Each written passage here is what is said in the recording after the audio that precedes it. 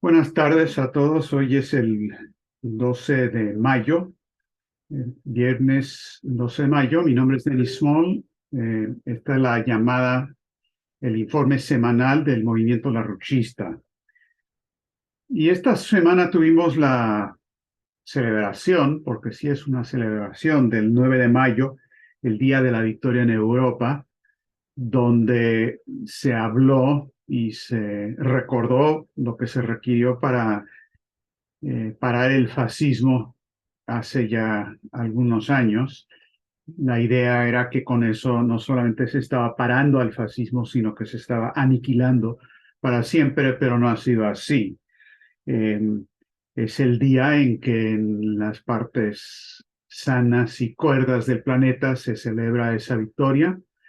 Eh, hay las celebraciones y actividades de los regimientos inmortales, también tan conmovedores, de los que se sacrificaron nuestros padres, nuestros abuelos, bisabuelos, tíos, madres, abuelas y todo lo demás para esa victoria.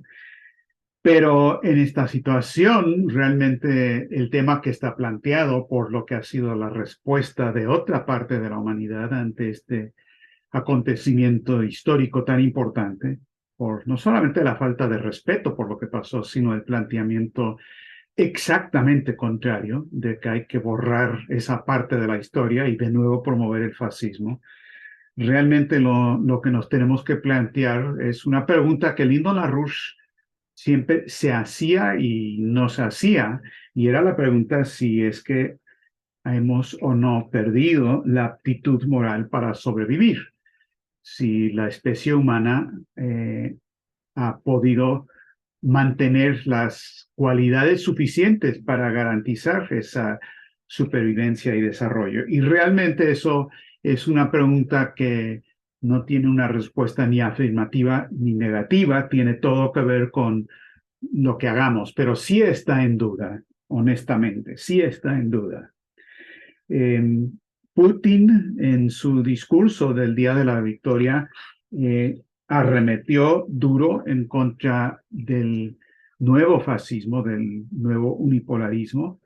Dijo su objetivo, y no hay nada nuevo en ello, es quebrar y destruir a nuestro país, convertir en nulos y sin efecto los resultados de la Segunda Guerra Mundial, desmantelar por completo el sistema de seguridad global y el derecho internacional, asfixiar a cualquier otro polo de desarrollo soberano. Y luego hablando de Ucrania, ellos se han convertido en rehenes del golpe de Estado y del régimen criminal resultante impuesto por sus amos occidentales, lo que yo he llamado el caso del ventrílocuo y su muñeco. Eh, pero Putin no se quedó en eso nada más. La denuncia también, quizás la parte más conmovedora de todo, fue donde recordó y dijo, damos crédito a los miembros de la resistencia que lucharon valientemente contra el nazismo, así como a las tropas de los ejércitos aliados de Estados Unidos, Gran Bretaña y otros países. Recordamos y honramos la hazaña de los soldados chinos en la lucha contra el militarismo japonés. Y luego dijo, creo firmemente que la experiencia de solidaridad y asociación durante los años de lucha contra una amenaza común es nuestro patrimonio inestimable y un punto de apoyo seguro ahora para crear un mundo multipolar más justo. Eh, entonces, de nuevo, aún en estas circunstancias tan difíciles, Rusia extendiendo la mano a las voces más cuerdas en Occidente que quieran y puedan responder. Ahora, en Estados Unidos no fue nuestro presidente, ni fue nuestro secretario de Estado, ni nuestra secretaria de Tesoro, ni nada que respondieron positivamente a eso, sino dos casos que quiero mencionar, que respondieron a esta apertura del lado ruso. Uno de un coronel retirado norteamericano, Frank Cohen, de 97 años de edad, que había luchado en la Segunda Guerra Mundial y que había formado parte de esa impresionante reunión en las orillas del río Elba, el famoso día del 25 de abril del 45, donde los dos ejércitos, el soviético y el de Estados Unidos, se combinaron para celebrar la victoria en contra de los nazis. Y Cohen dijo muy elocuentemente, aunque probablemente sea una falsa esperanza, soy optimista y me aferro al momento en que las cosas parecían brillantes para todos nosotros, allá por mayo de 1945. Dijo, había habido una devastación terrible, pero el espíritu era el correcto. Íbamos a seguir adelante y a reparar el mundo. Éramos aliados, éramos amigos. Y dijo, ahora voy y participo para revivir ese momento. No es algo fácil de hacer a mi edad, pero debo hacerlo mientras pueda, porque quizás pueda ayudar a los jóvenes a entender lo que se puede hacer. Y terminó diciendo, podemos hacerlo otra vez. Ahora, entre los jóvenes que han respondido, si no a las palabras directamente de Frank Cohen, sí a lo que representa Lyndon LaRouche en Estados Unidos, que es exactamente esa orientación respecto a Rusia, China y otros países, es que hubo un intercambio en Twitter, en una discusión en Twitter entre el vicerrepresentante o el número 2 ruso ante las Naciones Unidas, ministro consejero, y una pregunta planteada por José Vega del movimiento larruchista, uno de esos jóvenes que decía Frank Cohen, y le dijo brevemente al representante ruso que había voces en Estados Unidos que no estaban de acuerdo con lo que está pasando y que vemos la posibilidad de tener un interés común para el bienestar de la humanidad en su totalidad. Y el representante ruso respondió de la manera que uno esperaría. Entendemos que hay una diferencia entre el gobierno de Estados Unidos y el pueblo de Estados Unidos, entre los gobiernos europeos y el pueblo europeo en nuestra búsqueda por la paz. Y esto tiene mucho que ver con lo que es, a nuestro parecer, la solución a la crisis actual. Creo que ahí está el meollo del asunto. Ahora, mientras eso ocurría, las declaraciones de Putin, las de Cohen, estos intercambios que le menciono.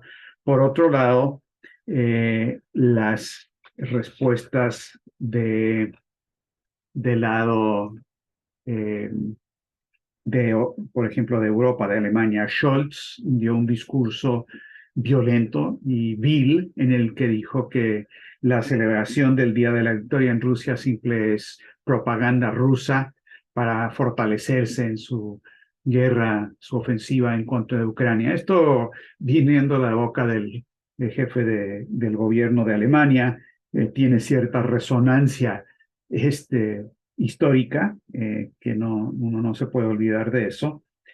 También es un hecho que muchos veteranos de guerra de Estados Unidos que habían querido viajar a Rusia, como siempre lo han hecho año tras año para esta celebración, se les prohibió salir de Estados Unidos.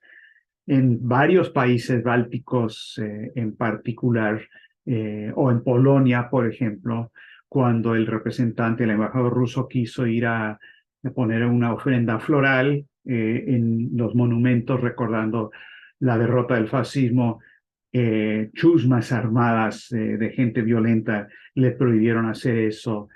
Fue un incidente más que diplomático, realmente terrible. Sin embargo, se llevaron a cabo en varios países, en varios lugares, y a pesar de las amenazas de los sicarios ucranianos, de Mirotvorets y la CSD, manifestaciones o marchas o celebraciones de los regimientos inmortales. Y sé que muchos de ustedes que están en esta llamada o que participaron estuvieron presentes en eso, en Perú, Argentina, México, y me parece que es una expresión no solamente válida, sino muy importante. Ahora, mientras esto ocurría un par de días antes, la otra parte de lo que es el peligro del momento se vio reflejado en la coronación del rey Carlos. Y no consideren esto como simplemente un artefacto simplemente secundario de la historia. El centro financiero, político y de estadismo del movimiento actual del fascismo financiero está en la City de Londres y en la corona británica, el Imperio Británico. Wall Street es una sucursal de ese centro. Y no nos olvidemos de esta representación del feudalismo, de la búsqueda de regresar al medioevo. Esto no es nada más con las tonterías de la corona y demás. Representa una visión del hombre, un punto de vista francamente, bueno, feudal y medieval y por lo tanto fascista en estos momentos. No nos olvidemos de lo que ha dicho el príncipe, era príncipe Carlos en ese momento, de que se tenía que lanzar una guerra para imponer la desindustrialización ante el supuesto cambio climático, cosa que expresó en la COP26, para un cambio total del paradigma mundial. No nos olvidemos lo que dijo su padre, el príncipe Felipe, de que quería regresar como un virus mortal para reducir el problema demográfico. No nos olvidemos que la política explícita de estos señores es que hay que reducir la población mundial a 1.000 millones de seres humanos y que organizaron y siguen organizando agrupaciones como la WWF, el Fondo Mundial por la Naturaleza, que es uno de los principales grupos ambientalistas que propone la desindustrialización y la despoblación mundial. No nos olvidemos que el centro del compraventa de derivados, del mercado de derivados, está en Londres. No nos olvidemos que los minerales preciosos, los centros de especulación están centrados en Londres y también en los aliados de la corona holandesa, porque también hay corona ahí. Entonces, esta cuestión de la visión del hombre feudal y medieval es algo que sigue siendo muy vigente y muy peligroso. Y es lógico que ellos sean los que estén encabezando la lucha en contra de quienes quieren recordar la derrota del fascismo, porque era de ellos. El fascismo, Adolfo Hitler, fue creación de Londres, de la City de Londres. Fue con respaldo de los banqueros británicos que Hitler llegó al poder. Fue con respaldo de Prescott Bush, el aliado de los británicos, el abuelo del presidente Bush, el segundo presidente Bush, que ayudaron a financiar a Hitler. Así es que todo esto es una pelea muy actual. Sin embargo, a pesar de todo esto, a pesar de que nos tenemos que preguntar si ante todo esto tenemos como especie la aptitud moral necesaria para sobrevivir, sí hay bases para tener esperanza. Por un lado, el desplome económico y las alternativas que están surgiendo ante eso, con la desdolarización y las alternativas que se están planteando, abren un camino en lo económico para derrotar el peligro de la guerra, porque la realidad se está estableciendo. Hay países que entienden lo que esto significa y es un factor estratégico decisivo en este momento. Por otra parte, hay voces de un optimismo inquebrantable en todos lados en Occidente que se basan no en simplemente una fantasía, un deseo o algo por el estilo, sino en un concepto contrario del hombre, un concepto contrario al feudalismo, el concepto de que el hombre es capaz de cambiar las peores de las circunstancias. Y quiero referirme al presidente de Brasil, Lula, que está tratando y insistiendo en buscar una solución negociada a la crisis de Ucrania. Y lo que él ha dicho en varias ocasiones, él siendo un veterano negociador sindical, sabe que uno tiene siempre que seguir negociando. Lo que él ha dicho ya en un par de ocasiones es lo siguiente: creo en la construcción de un mecanismo que pueda llevar al mundo de nuevo a la paz. Lo único que es imposible que suceda es que Dios cometa pecado. El resto es posible, lo podemos hacer. Ahora, esto puede parecer algo folclórico, pero esto es exactamente el punto de vista de Leibniz. Es el punto de vista de que el hombre es creador de su propio futuro, de que el hombre es capaz de cambiar todo que está ante él. Es posible hacer eso, podemos actuar en ese sentido. Lo único imposible son cosas como lo que él dijo, y Leibniz habla de lo mismo, por cierto, la cuestión del pecado y la omnipotencia de Dios.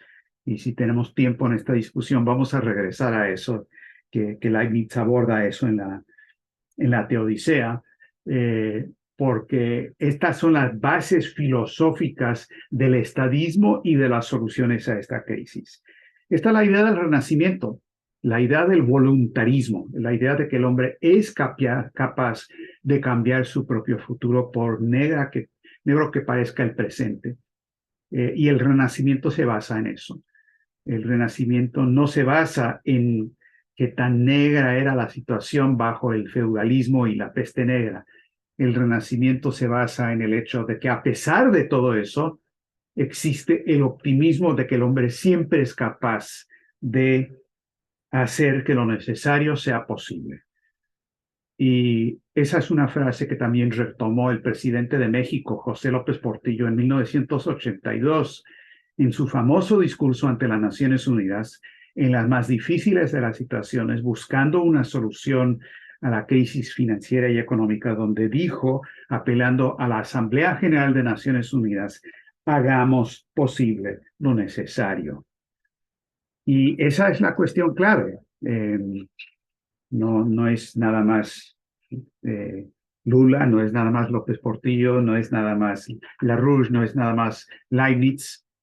Me estaba acordando al preparar mis notas para esta discusión de ese famoso intercambio tan poco comprendido que ocurre en Shakespeare.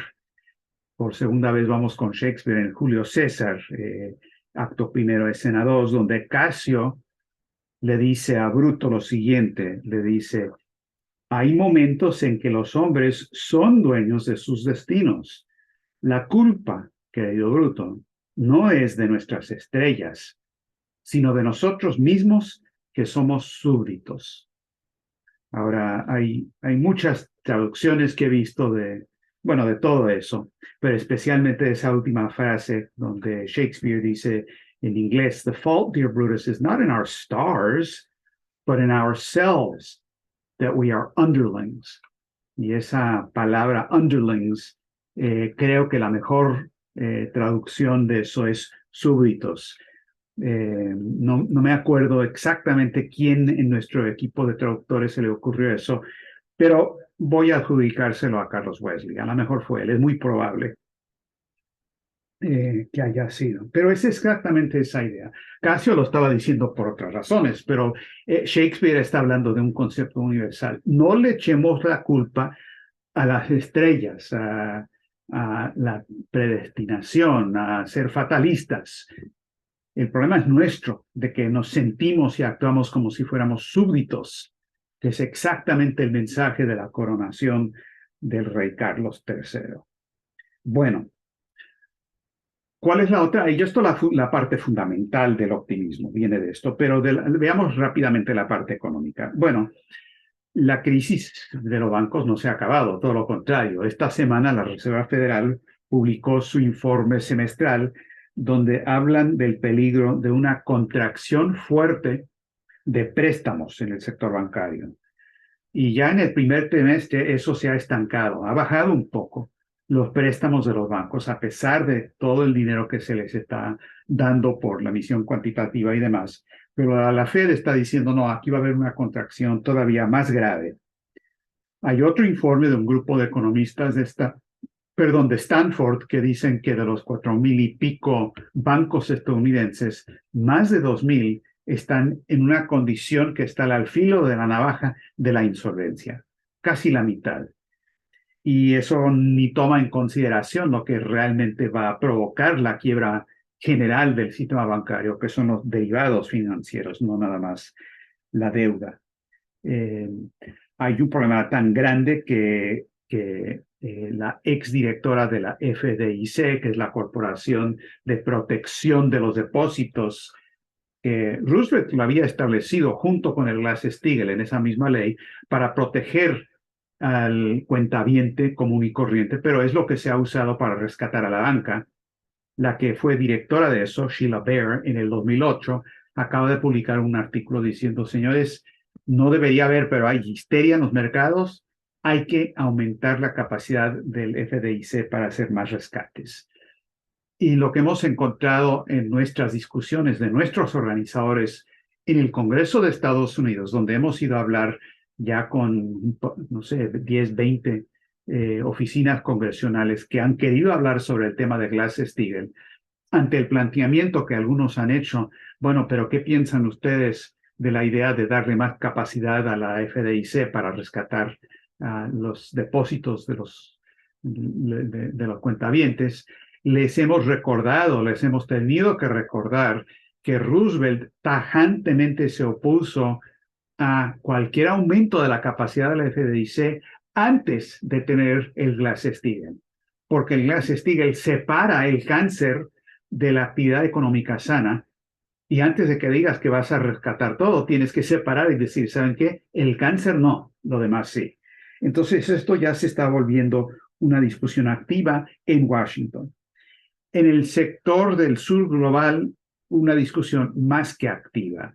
Y aquí lo más interesante es lo que está pasando con Argentina y Brasil, porque Argentina, su secretario de Finanzas, Massa, ha sido invitado a la próxima reunión del nuevo Banco de Desarrollo de los BRICS, que se va a realizar en Shanghái, porque van a hablar de posibles cambios al artículo 7 del banco para permitir el respaldo del banco al aumento de comercio entre Argentina y Brasil usando monedas nacionales, pero con una garantía del nuevo Banco de Desarrollo para facilitar que puedan realizar esos cambios sin tener que acudir al dólar, porque Argentina no tiene dólares por el acuerdo con el Fondo Monetario y lo demás. Entonces, ya están hablando de usar yuanes con China, pero con Brasil están buscando cómo salir del marco del dólar. Y muy lógicamente están apelando y hablando con el nuevo Banco de Desarrollo. Esto es muy, pero muy interesante por lo que implica de manera general para otros países también. Este tema lo hablaron directamente, no solamente Lula con Fernández y luego Lula con Dilma Rousseff, sino que Lula con Xi Jinping directamente y también luego Dilma Rousseff con el ministro de Xinjiang, de Xinjiang, de China. Entonces, es un tema que se está discutiendo al más alto nivel. La misma discusión está ocurriendo con Pakistán. Pakistán va a comprar petróleo ruso pagando en yuanes, ya no con dólares, parecido quizás al tema de China con Arabia Saudita y demás. Eso no es tan complicado políticamente, porque Pakistán es aliado de China y no les molesta usar el yuan. Lo que es más interesante como potencial, y esto realmente solo es una discusión hasta este momento, es la posibilidad de que India compre petróleo de Rusia, pero ya no pagando en rupias, porque Lavrov se quejó públicamente y dijo, tenemos demasiadas cuentas en rupias, tenemos que hacer eso convertible en alguna otra moneda, quizás yuanes. Entonces hay una discusión de la posibilidad de que India está aceptando comercio en rupias con 19 países, creo que son, 18 a estas alturas. China, que lo está haciendo en yuanes con 30 países, pero tratar de juntar eso, que es fundamental para que todo esto funcione, tiene que incluir a China y Rusia, pues la Celestina aquí es Rusia, tiene que ser, como lo ha sido en el RIC, esa creación de Primakov, y lo están hablando ahora en la cuestión económica y financiera. No va a ser fácil, pero es absolutamente fundamental. Ante todo esto, ¿cuál es la respuesta británica? Guerra, guerra, guerra y más guerra permanente. El ex jefe del MI6, Dearlove, cuando regresó de su viaje a Ucrania, dio una conferencia de prensa, un podcast, donde habló de todo lo que él habló con la plana mayor en Ucrania, eh, incluido que no puede haber solución negociada en el conflicto. Ucrania tiene que ganar. Dijo que sí habían hablado de la idea de la desintegración de Rusia, y que las tremendas presiones internas del Kremlin, haciéndose un poco el oxiso, Dearlove dijo, no, bueno, yo no estoy muy a favor de eso, pero hay tensiones muy grandes y esto puede ser muy, muy potente, es decir, la fragmentación de Rusia. Y también dijo que la cuestión clave es cómo suministrarle armas de mayor alcance y mayor potencia a los ucranianos para que puedan seguir la guerra. Después de eso, el canciller británico Cleverly viajó a Estados Unidos, se reunió con Blinken y lo que acordaron ahí son varias cosas fundamentales, incluida la idea de que tenemos que mantenernos absolutamente firmes, no tolerar ninguna negociación en el tema de Ucrania, porque tenemos que forzar a Rusia que dé un paso al costado en todo esto. Y claro, Blinken restableció, volvió a establecer que la alineación estratégica entre los dos países es muy, muy estrecha. Por supuesto, dijo que se había levantado muy temprano para ver la coronación, como igual que los otros súbditos, ¿no?, del rey Carlos III. E inmediatamente los británicos anunciaron que le están enviando a Ucrania misiles de largo alcance, se llama el Storm Shadow, que tiene un alcance de 300 kilómetros. Esto lo anunció el ministro de Defensa del Reino Unido, Ben Wallace, y dicen, pero tenemos la promesa de los ucranianos que no lo van a usar dentro de, en algún lugar que no sea territorio de Ucrania. Ahora, eso claramente se está refiriendo de que sí es aceptable usar eso en Crimea y en el Donbass, porque ellos dicen que eso no es territorio ruso, es territorio de Ucrania. Entonces se están sembrando las semillas para una crisis todavía mayor en términos de la parte militar. También el mismo Zelensky acaba de anunciar, ¿saben qué? Olvídense de la contraofensiva de primavera o de verano. Eso, lo más probable es que no, porque no vamos a hacer algo donde vayamos a perder. Y luego salió un artículo en Foreign Affairs aquí en Estados Unidos con una línea abierta diciendo que tenemos que preparar a la población en Estados Unidos y en Europa para una guerra prolongada. Hemos enfatizado demasiado la idea de la contraofensiva. No hay tal cosa. Esto va para largo y hay que armar a los ucranianos para que puedan librar esa batalla. Entonces, eso por un lado. Por el otro lado, sí hay indicaciones importantes de algunos pasos que se están tomando en la dirección de buscar una solución negociada. Está lo de Lula, que no es tanto el contenido, no es que él esté proponiendo algo que funcione. Yo creo que él está tratando de abrir un pequeño espacio para China. Pero el Vaticano también se está moviendo, han anunciado que hay iniciativas, no pueden dar los detalles. Los ucranianos y los rusos han aceptado que saben de la existencia de esas iniciativas. Zelensky va a viajar a Roma, donde también se va a reunir con el Papa, etcétera, etcétera. Entonces, el ministro de Relaciones Exteriores de Francia dijo que quiere cooperar con China en el tema de Ucrania. Y hay cosas, pues, que se están moviendo. Pero eso no es suficiente.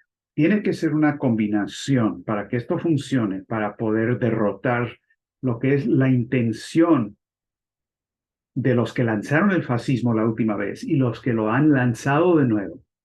Bajo condiciones del desplome del sistema se requieren varias cosas. Estas iniciativas son fundamentales y hay que respaldarlas.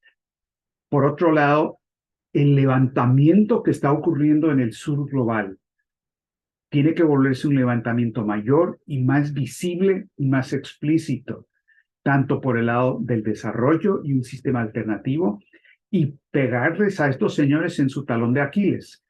El talón de Aquiles que tienen es el lado financiero. Este sistema no va a durar.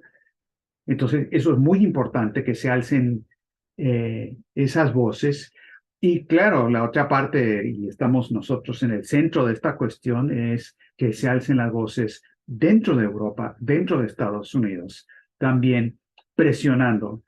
Y la combinación estratégica de lo que podamos lograr en todas estas áreas eh, eh, quizás sea suficiente, porque como dijo Shakespeare, como dijo López Portillo, como lo dijo Lula y como lo dijo Leibniz, lo único imposible es contemplar que Dios decida a favor de pecar.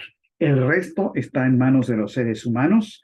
Es cuestionable si hemos perdido o no la aptitud moral para sobrevivir, pero esa cuestión, como todas las cuestiones fundamentales, está en nuestras manos y depende, como dijo Shakespeare, de que no sigamos siendo súbditos, ya sea los súbditos directos de la corona británica, los súbditos intelectuales a la cultura, entre comillas, actual, súbditos en el sentido del pesimismo que dice, bueno, las cosas siempre van a ser así, súbditos que nos vamos a el entretenimiento y las distracciones que insultan la inteligencia de lo que significa ser humano,